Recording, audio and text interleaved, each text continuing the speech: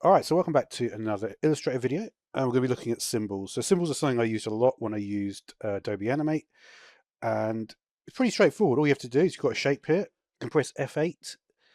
This is the best way, I think, to convert to a symbol. I'm sure there's a shortcut. This is how I used to do it in Flash as well, I think. Um, so if you look at this, you can also sort of see the legacy sort of from Flash, because obviously you would have, the movie clip graphic and button in Flash. Obviously, it tells you that there's basically no difference at all. And again, you've got the registration point as well. It's very similar to Flash. Um, dynamic symbol basically is similar to what you could do. You can basically change stuff in the appearance tab with a dynamic symbol. All right, so this is going to be like a square. And so basically, if we take a look at it, I want to spell square correctly. You can see it's added to this. And then we can do, as you might imagine, just take out a bunch of them, right? So basically, they're just instances of the square. So we go into, it says you're about to edit the symbol definition. Again, this is when you go into like a deeper like nested layer. Any edits to the symbol will be applied to all its instances. Do you want to continue? All right, let's have a look. So we'll do that. Let's have a look, see what happens when we now go out.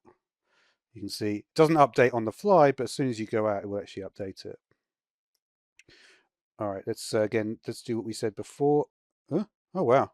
Not seen that. Yeah, Project Neo, I might check that out at some point. All right, so you can see we've done some random effect there. And it's going to do it to all of them.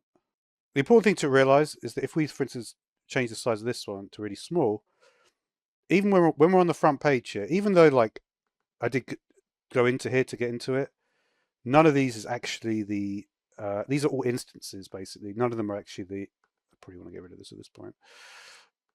These are all just instances. It doesn't matter which one, right? So that's how you would alter them in that way. So actually, now I've resized it then. Let's do right click, break link to symbol. All right. Then what I'm going to do is say now we can basically do everything that we were doing before, right? It's basically just a group. If we take a look, see it's basically just a rectangle, and obviously the effect makes it look like it's with a circle around it. All right. So what we could do then, we could select our symbol here, and what we'll do is we're going to basically hold down Alt, and I'm going to drag this over here, right, on top of this one, and then that basically will make make this the default symbol for that. All right. So we've transformed this symbol a little bit. Let's actually just press this button here, reset transformation, and it will put it back to the default. So the final thing I think I've basically shown everything.